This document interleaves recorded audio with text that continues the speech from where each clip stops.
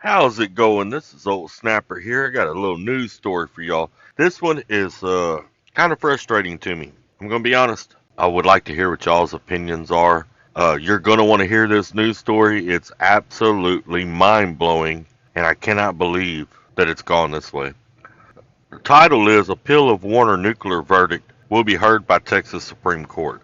Apparently, this goes back to a fatal wreck that happened in 2014.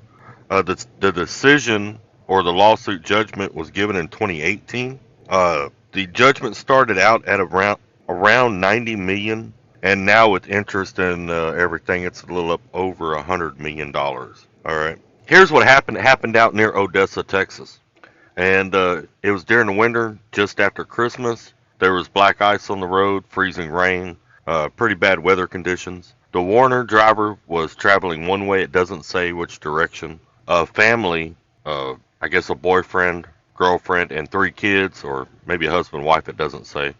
There's a man and a woman, and three kids are driving the other way. Now, here's where it gets a little tricky. The man, the woman, and the three kids hit some black ice, and they go across the highway and end up in oncoming traffic. They get hit by a Warner driver. Okay? Now, let me remind you, Warner is the one that lost the lawsuit. They were over there on their side of the highway.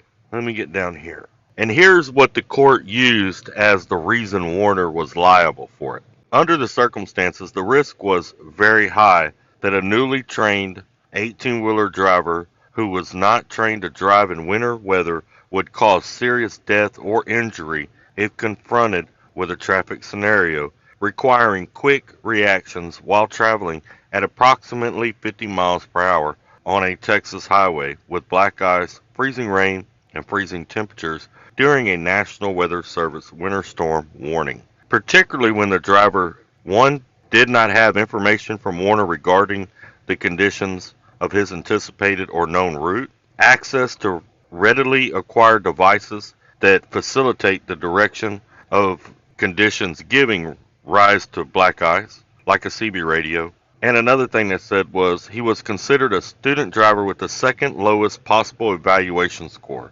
and was assigned a high pressure, just in time delivery. In the primary, Warner was hit with 70% of the blame, Ali, the driver, 14%, and Salinas, the remainder. I mean, this just blows my mind, drivers. It just absolutely blows my mind. The Warner driver, even though he's a student, is on his side of the road. He's doing what he's supposed to do. Okay, he's driving, and they always say your speed depends on you. You might feel comfortable at 50, where the next driver feels comfortable at 35. You know, you're in bad conditions like that. Obviously, you should be parked, or getting off the highway. And if the Warner driver was the one that lost control and went across the highway, then I could see it going that way. But the Warner driver didn't. He didn't lose control. He was hit by a car that lost control on the other side of the highway.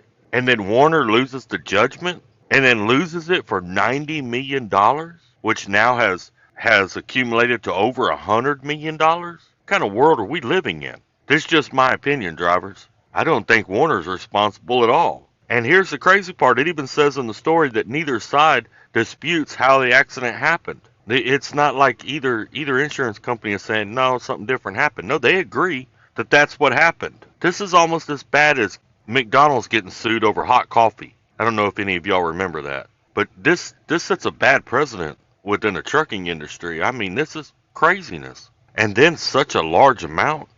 It left one child dead, and bless her heart, that's not her fault. That's her parents' fault for making a bad decision and getting out on the road that day.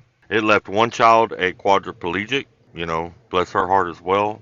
And it left another child with some serious injuries, but nothing that was life-threatening. It doesn't say exactly how that child turned out.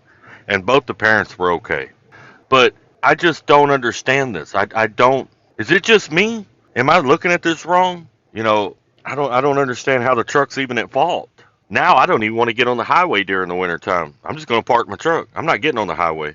If a car on the other side of the highway can lose control, come across the median and hit me, and then I'm going to be held responsible for it, I don't even want to be on the highway. Let me know what y'all's thoughts are out there, drivers. And by the way, this is going to the Texas Supreme Court. They're going to hear this appeal. We'll see how it goes. This article just released 9 hours ago. I'll be tracking it to see what goes on and see if this verdict's overturned.